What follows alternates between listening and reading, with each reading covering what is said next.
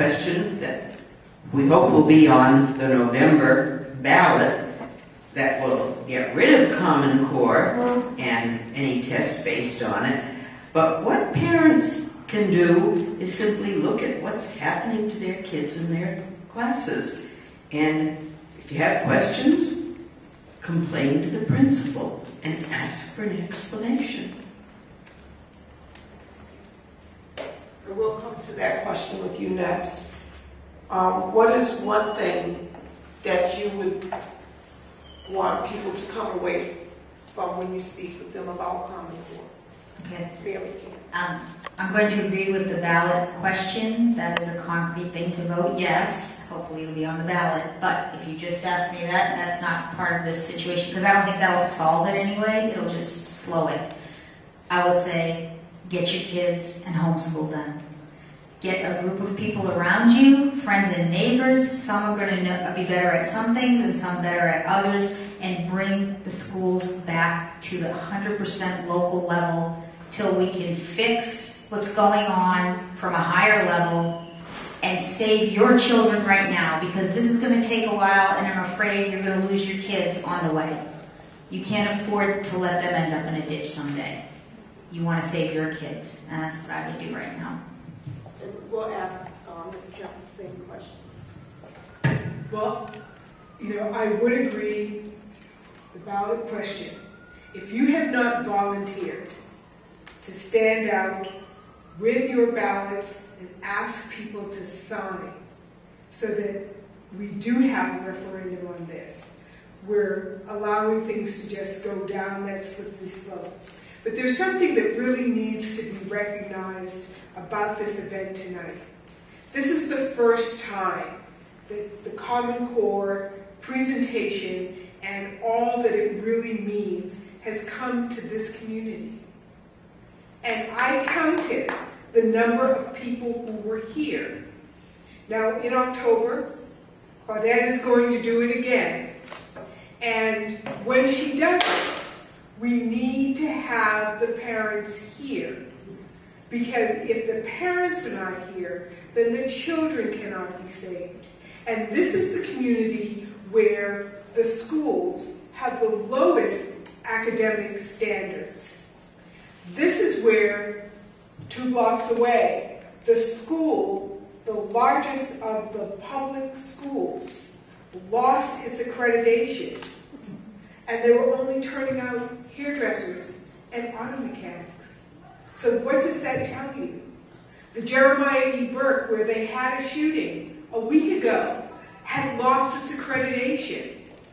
And this is a state, or commonwealth to be more specific, where if you are not competing on an educational level, you will not survive. You will be poor. Your children will be poor. Your grandchildren will be poor.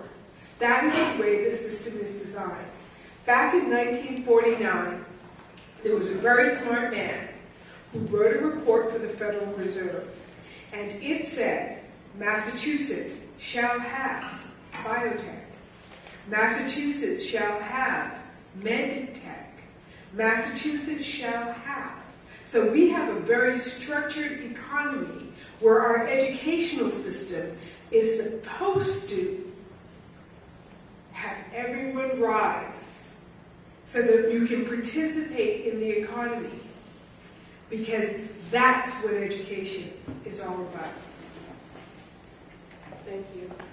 So what I'm hearing here is that some of the initiatives that's most important right now, not only ones that are important, however, is the ballot question for Massachusetts, and also having parents out at the next meetings and educating our parents. You have a comment or question? I have a comment for the group. My name is Phyllis Sprout, and I'm from Mashpee, Massachusetts. And I've been to several of these forums with Sandra and Marianne, and I'm very pleased to meet you. But I was also a school board member in my town. Prior to that, I've been a farmer and a pant presser, just an average parent and now an average grandparent. And realizing that I had a very poor public education from my first grade with Dick, Jane, and Sally not knowing that that was whole language. Look, say, I couldn't read well until 7th grade when I joined a choir and we started to sing in Latin. And all of a sudden, it was like a whole world opened up and I could read high school books within a year. I met a man named Sam Blumenfeld back in 1995, and he became one of my heroes, like Sandra, by saying how important it was to teach phonics. And he ran into this when he was trying to teach his mother, I believe from Lithuania, how to read English. Using the current materials that we've used since the 1930s, he couldn't do it. So he went back and did history on how we used to teach English to our kids in America. And he detailed the phenomenal statistics about how well our 8th grade kids could read.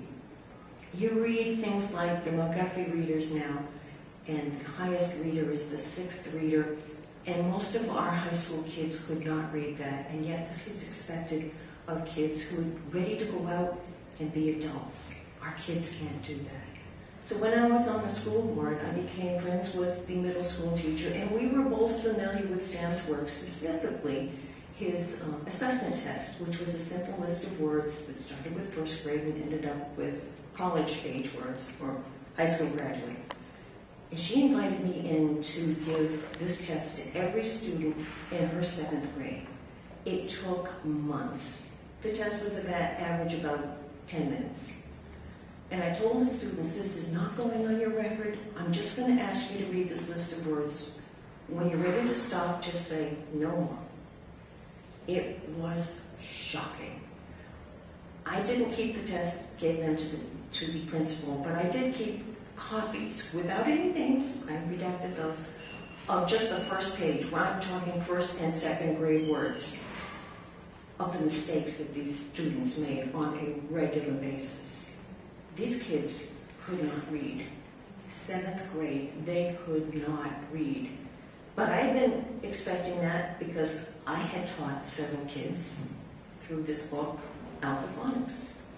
And the one thing that Sam pointed out in his book, you do not teach children to read phonetically with an overuse of pictures. It confuses the brain, and especially in boys. And this has been shown scientifically. You start off with the letter recognition and the sound. So one day I was at a training session, and the presenter was asking the teachers, the master teachers, how many sounds are there in the English language? She gave us 10 minutes to work in pairs and puzzle out this problem. Now you would think that master teachers in English language would know how many sounds there are in the English language. Well, I wrote down the number 44, showed it to my partner, and she said, are you sure? I said, yes, and I turned it over, and we waited for 10 minutes. No other teacher had the answer to that. So how can you teach reading if you do not know how many sounds there are in the English language? It's impossible. With an examination of textbooks from Pearson, who was on that project, I found out that it took them 7 years to teach all the phonemes in the English language. In the meantime, right from the first day of 1st grade, they were telling kids to guess at words, to learn them like they were pieces of artwork. This is horrible for boys. And when you want to know where some of this is coming from, back to the Frankfurt Institute, they came over and they started educational regional laboratories. And some of the worst programs in the world are coming out of those laboratories. And Charlotte Iserbyt has said, getting rid of the Department of Education isn't going to do much for education, but getting rid of those laboratories will. One of the things that I think I did read from either her writings or Sam's writings was when they came up with a really bad program that was going to dumb down kids, they brought it into the inner city. Because success in their line is dumbing down kids. And they are extremely successful. So I would urge you to please get a book, either Sam's book or a number of excellent books. They're simple. I'm a plant person, I'm a farmer, and yet I took my neighbor's children, 16 years old. He could not read The Cat Sat on the Mat when I wrote it out. 5 months later, he was at 4th grade level education, and that was twice a week, 45 minutes a week, when he wasn't stoned. But it still worked out. And the 2nd grader, again, 9 months with this book, Sam's help, and she is now going to be a registered nurse. And she could not read "The Cat Sat on the Mat." There is hope for ordinary people to get out there and make a difference with one child in your neighborhood. Maybe not your child, but maybe somebody else's child. Because when you help a child learn to read, you rewrite their history. Thank you very much. The next question is to Mary.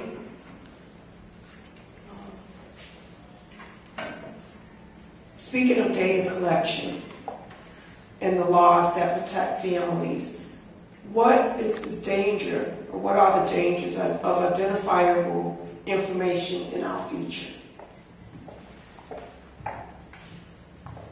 That's a loaded question.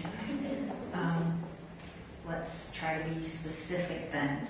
I would say it is extremely great.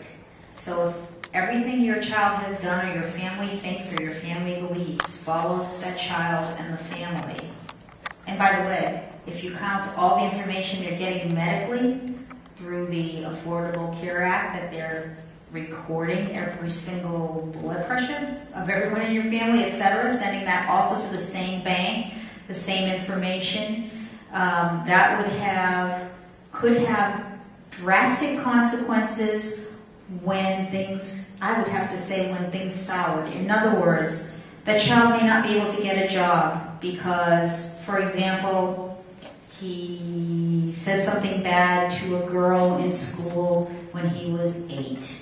So he may have gotten suspended for that. In this day and age, you would be suspended for being disrespectful or maybe improper or something, even if it was a small child who doesn't know better yet. That will follow them through as if, again, they are a criminal. And then how are they going to get a position later, or how will they fall into that? If it becomes in this country, and I say this as if it sounds a little fantastic, but really, is it really? People get targeted in our own country even, and it might increase for different beliefs or different thought processes, etc. Now, if all of these things are recorded in a central location, well, suppose that child does end up being a politician or does making it to be one of the people that makes rules for everybody else, and then other people will have information on them. I mean, do you see where I'm going here? In other words, certain things have to be private. Certain things have to be private in a person's life, in a person's thought. Just in the short term, they did a report, one of the newspapers sent it out about children in a small school system, and by the information they sent out, every single person in the community who read the newspaper knew exactly what was happening with each of those children, and they all had disabilities and could identify them by name. I mean, it was embarrassing for the families, it was awful for the families. So really, it's actually against our Constitution. It's almost like search and seizure. There's certain things, you have a right to privacy in this country. Everyone has a right to privacy, and families certainly do. And actually, something Claudette said, I really believe all of these things are just designed to dehumanize everyone in our country, to tear apart the families, because that's what they do with all of their suggestive things, and then they have authority over you by knowing everything about you. You know what? The only one who knows everything about me is God. Okay? And that's the only one who should know everything about me. So they can lord over you if they have control over you if they know every single breath you've ever taken. And that's, I believe, their goal. I don't see any other reason for it. There is no reason to have these data banks. There is no reason, except to use it in a not nice way. I see no good way of using it in the future. Is that okay? I agree with the thrust of what Mary Ann has said, and you have no way of knowing what will be used against you from anything that someone has collected on your life, and you have the right to privacy for whatever you choose to do.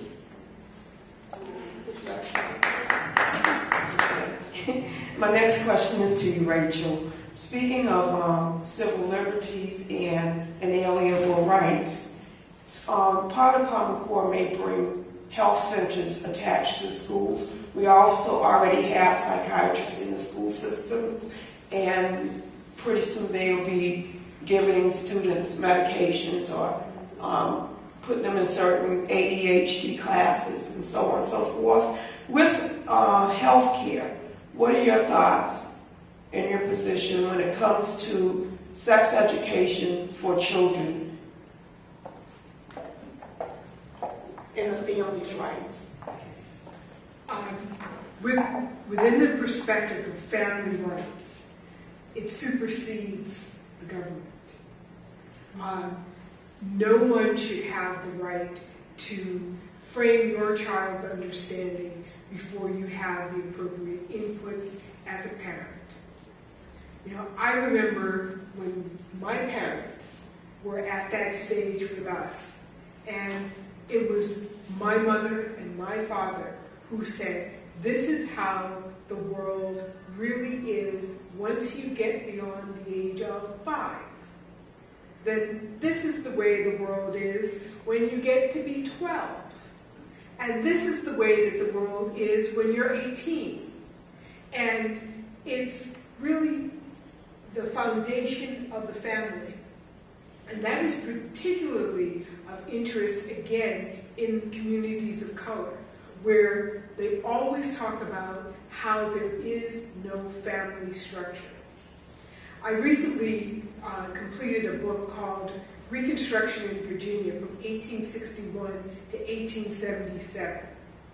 And if you read that book, you will see that all of the things that are complained about the behavior of people of color in their communities all started during the Reconstruction period. And it was all by federal legislation. So all we've been doing, or many people have been doing, is acting out what the government has said they should do.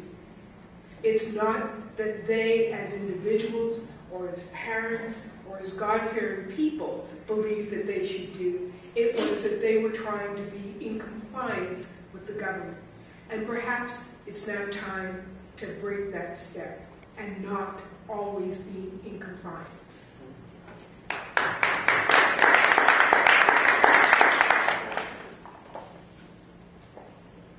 My next question is to Susan. You were speaking about how in education right now, being a Common Core standard would make children that were achieving higher scores, grades maybe come down to a lower standard because of the expectations. And also that the teachers, because of these standards, sometimes teachers to the test instead of being creative. What type of standard would you see? Let's take, for instance, in English or writing, where we notice that children are not learning handwriting right now. What are the common standards that, or not common standards, but standards that you would put in place that would replace the common standards for English writing? We actually had good ones that most teachers understood before Common Core. And that's why I'm working on the ballot question, I think we should go back to them and then have groups of people chosen to think about how to revise them, but start from what we know worked and that made sense to teachers, and most elementary teachers were happy with them. We know that because we used to survey teachers all over the state, and we got almost no complaints from anyone. And all groups of kids were doing better. So go back to clear standards, simple standards that teachers could easily teach, that weren't frustrated by statements that they didn't even understand, because that makes them feel as if they're not even professionals. They don't even understand what they're supposed to be doing in a classroom and need something called professional development.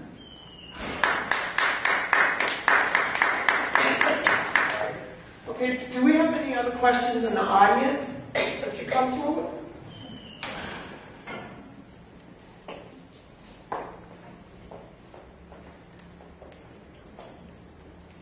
I believe that there is a international global elite who feel that we should be as slaves to them, and that this is all part of that, and all the wars in the past have been part of that.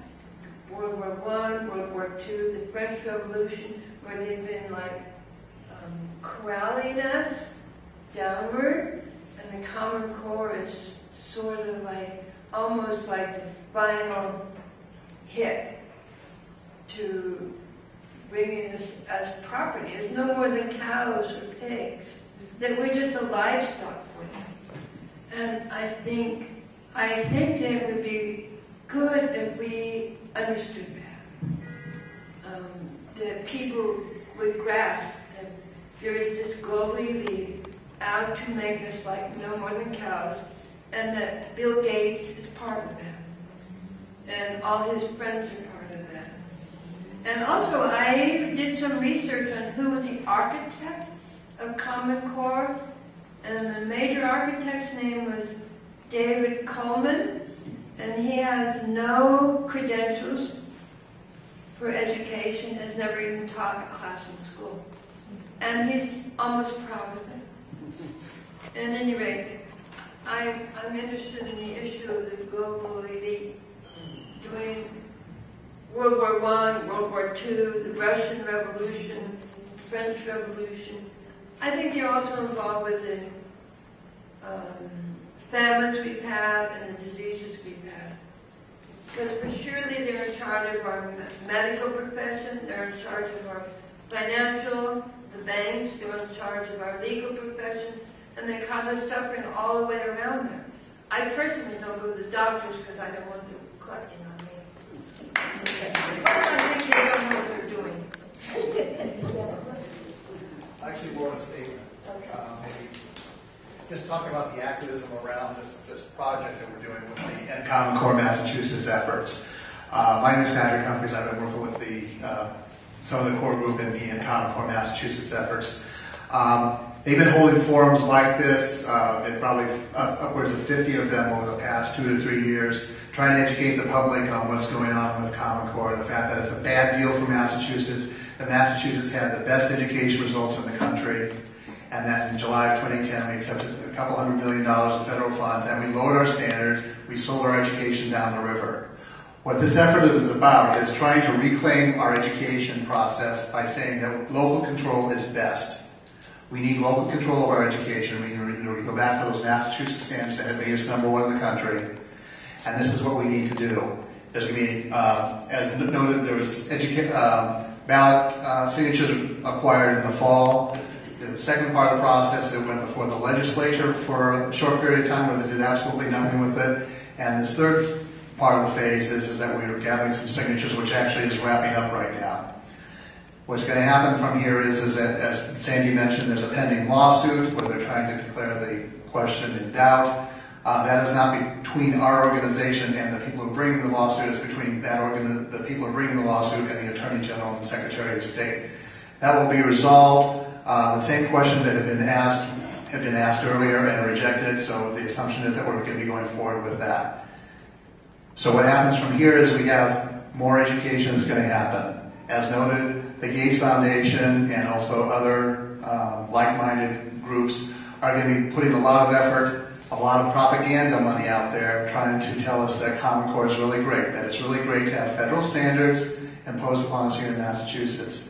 The simple fact is that we have the best education results in the country based on our standards, and we need to return to that. We should not be dumbing down education, period. We need to have our control of it. So there's going to be a lot of education. We're going to be trying to do more of these forums throughout Boston and within the state, and trying to bring that information home. And then it'll be up to the voters in November. Just as an FYI, Common Core and the PARCC testing has been put on the ballot as a non-binding referendum in 14 communities in Massachusetts so far. It won 13 times. When people hear the message about how bad a deal it was for Massachusetts, they are in support of getting rid of Common Core. You tell parents, Google Common Core math, and they see the horrible mathematics problems, and they're like, I don't want that. It's a very simple sell, but the problem is that we are going to be going up against a well-funded opponent. There's going to be a lot of controversy out there, but the message is simple. We should not be dumbing down our education. We're number one. We need to keep the stamps that made us number one in the country. And I think, Can I just add something? I agree with everything you said, Pat, but I think particularly communities of color should realize that they are the ones that are being used in this whole battle. That it's their kids who are the real object of the game politically. And it's being said that all of these new standards and tests are designed to help them. Well, so far, they haven't shown that they're helping them at all. In fact, they're making things worse. The only thing that ever helped low-income kids were the kinds of standards we had before. And that's all we're trying to get back, are the standards that worked. But communities of color are being played with as part of this social justice game going on, even though there's nothing. I mean, this is what Gates is saying, too. And it's just ironic that there aren't enough, actually, black parents here to understand that it's their kids that are being fought over. And speaking of that, that was one of the issues that I was going to speak on next, and I'm glad that you brought it up. However, we see that in the United States and a lot across the world, black students and families are used first as the sample of what's going to come to your child. So we want to make sure that, yes, we need it's sort of like all across America, and this is my own perspective. We see news bites now, and our attention span is so short, so we need to see something and hear it several times before we actually realize that the monster is in the house. Right, and most people do. Right, so people, when you're conscious about a certain topic, you definitely grasp onto that, but however, we need to make sure that families in our outside in the suburbs understand that although a black child and family may be used initially, is to see how it's going to work on you also. So we have to get into this together. It's all of us. Yes, we're definitely in it together. And the next set they test on are the people in the South, in the suburbs in the South, because that's why I saw it before. We're seeing it up here in Massachusetts, and it might not be called the same. So I'm just going to build on what Patrick said, and you said, and Sandra also, in that we can't just get rid of the standards. We have to get rid of this mind mapping test format, including the MCAS. That's really important, because the MCAS was not testing the standards that Sandra wrote.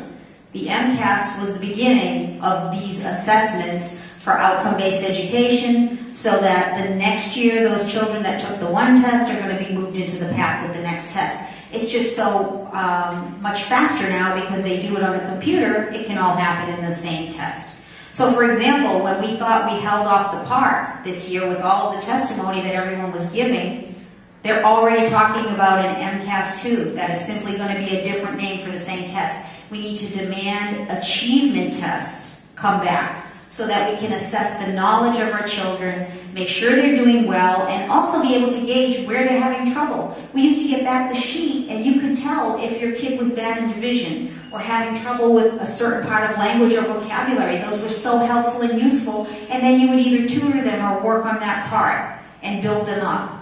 And that's how we'll build up all of our children, and that will be a true test of how much they've learned, and then they can soar from there. And finally, because I do believe in testing and achievement testing, product of the Boston school system, every year that's what happened. we talk about being outgunned by well-funded organizations, the Bill and Melinda Gates, and whomever else may come. But this is Massachusetts. And when it was time to turn back the gas tax, it was people just like you, me, people out there on the corner who turned back the gas tax. And we had no money. It was put on your sneakers, go walking. You knocked on doors. You asked people to hold their dogs. It may come down to this, that we will be knocking on doors in this community in multiple languages to make sure that everyone understands the detriment that is being brought not only to the children, but to the very fabric of this Commonwealth.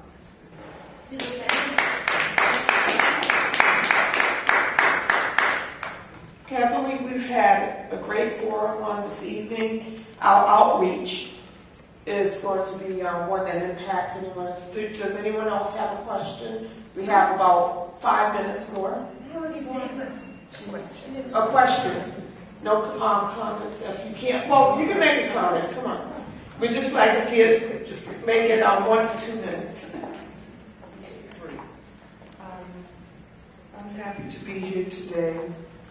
And my daughter's 28, my son is 45, but I have a grandson which is 11 years old. And he is one of the ones that I'm focusing on him, because he's not with me right now. He's in foster care. He shouldn't have never been there. But when you go back to think about how he got there, it was through the schools. It was through the schools. They weren't teaching, and they put him in a position to say that he had a disability. He had no disability. The teachers had a disability because they wanted him to be in foster care in order to, because they were teachers, to send their children to school on the state's money. So after their children is completed with their education, then they will send them back to me. And, that's how it goes. And I don't like what they do, because when I went to school, I had to know how to write, read, and everything. Of course, as time goes on, age goes on, now I have to take supplements along with Jesus. Thank you. And another thing to that, what I really want to piggyback on that is because, yes, with all the data mining that she's talking about, all of that is going into DCF, the courts, all of that. So we have to be very, very careful on what we are letting people know about us. Across the country, the DF does child trafficking and selling. Yeah. Well, the curve that I believe we're at right now is that we have to get on our phones and our text messages and call our family and friends and let them know about what the information that you heard on this evening. I would like to say to the young lady that just spoke, I'm a foster mother, and right now I'm fighting DCF because they're trying to remove the children that they took out of the parents' home. Now the parents are not here, so now I'm fighting because they're trying to kick children out when they're 18. And who does that to their child? You don't kick a child out because they turn 18. However, I'm going to get your information. We're going to call Ms. Petra Joseph up for last words. And remember, we have a lot of information here. If you haven't signed in, please make sure you leave your information for our panelists. Thank you. Thank you so much, Lolita. You've done an excellent job in moderating. And thank you so much, Sandra and Mary Ann and Rachel. We thank you very, very much. Thank you, Hal, for coming and videotaping. Thank you, my darling, for coming and videotaping as well. And thank you, one and all, for coming out, because without you, this could not happen. This is now for we go out and to tell it to our neighbors, our friends, and our families, because this is coming to you, and it's here now, and we've got to disarm it. So thank you once again, and God bless you, and have a wonderful evening.